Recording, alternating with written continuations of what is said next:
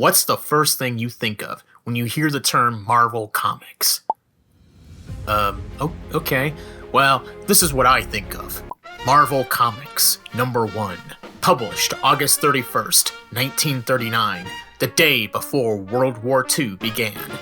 This is the beginning of the Marvel Comics Group, or as it was known then, Timely Comics. It featured the first appearances of such characters as the Human Torch. No, not that one, the other one. The Angel, the Submariner, the Masked Raider, and Khazar. The first issue quickly outsold, prompting Timely to make more comics, eventually leading to the Marvel Comics that we all know today. But what about that first issue, though? What were the stories that began Marvel? Are they any good? And do they have any lasting impact on the way Marvel Comics portrays its characters today? The cover showcases the first story of the magazine, The Human Torch. When you hear that name, you probably first think of Johnny Storm of the Fantastic Four, but before him, there was the original, created by writer and artist Carl Burgos. The story opens with a press conference where a scientist named Phineas Horton unveils his great invention, an android who, due to mistakes made during the creation process, bursts into flames upon contact with air. Horton nicknames it the Human Torch. Due to public concern, Horton decides to bury it in cement to prevent it from causing any harm, but the Human Torch manages to escape and eventually makes its way into the city. At every turn, the authorities try to destroy it. Eventually, he gets captured by gangsters who attempt to use him in a protection racket. The Torch, however, turns against the gangsters and discovers that nitrogen can make it so that he can control whether or not he can burst into flames. He gets apprehended by the police and is returned to the custody of Dr. Horton, who now plans to use him to make a fortune. The Human Torch, however, decides that no one will ever use me for selfish gain or crime, and flies off. If this story sounds like it's all over the place, it kind of is, but in a good way. At no point in the story was I bored. I always wanted to know what was going to happen next, and it does establish a Marvel trope, the idea that the main character is an outcast of society. This is seen with characters such as the Hulk and the X-Men, and there's elements of that here with the public wanting the Torch to be destroyed.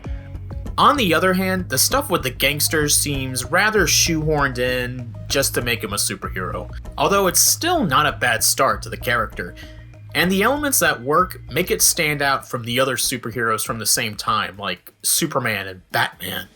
Next is the Angel. First off, look at this guy. Look at this guy. He looks like someone went on ChatGPT and typed out "generate image of generic 1940s superhero." Okay, it's not a terrible design, but after the Human Torch, this guy is a bit of a disappointment.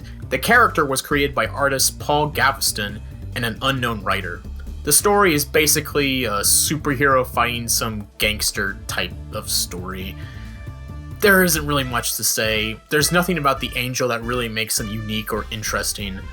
Evidently, though, Timely publisher Martin Goodman thought that the Angel was headliner material and regularly showcased him on a few subsequent covers. Did it pay off? Better question, have you ever heard of the Angel before watching this video? Probably not. Next up is Namor the Submariner, created by artist Bill Everett. This story was actually first published not in Marvel Comics number 1, but instead in a failed promotional comic called Motion Pictures Funnies Weekly. When that publisher went belly up, Everett took the story to Timely. Anyway, Namor is an aquatic-based character, the son of a human sea captain and a princess from Atlantis. A majority of his fellow Atlanteans were killed by humans, so Namor decides to wreak vengeance on the surface world, basically killing divers, sailors, lighthouse workers, basically anyone in his way. There's a touch of anti-colonialism in this story. As a result, Namor isn't really so much a superhero, but more of an anti-hero. And he would remain this way for a little while, but later on, in the 40s, he'd fight more conventional bad guys, like the Nazis. These days, they go back and forth on whether or not he's a good guy or a bad guy, depending on the story.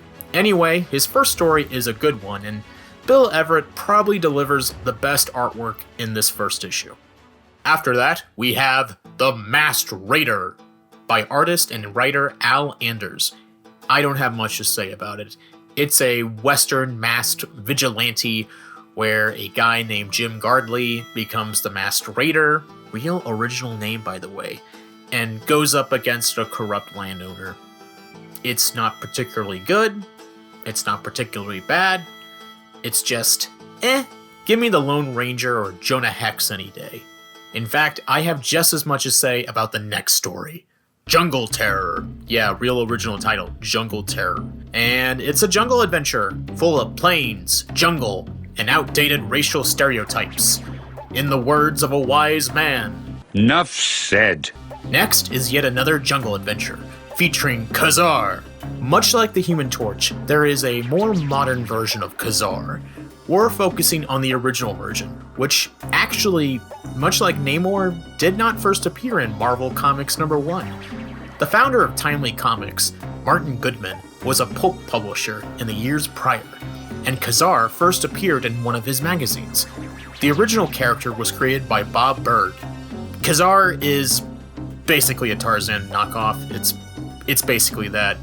Family gets lost in the jungle, boy grows up in the jungle, family dies, his friends are animals.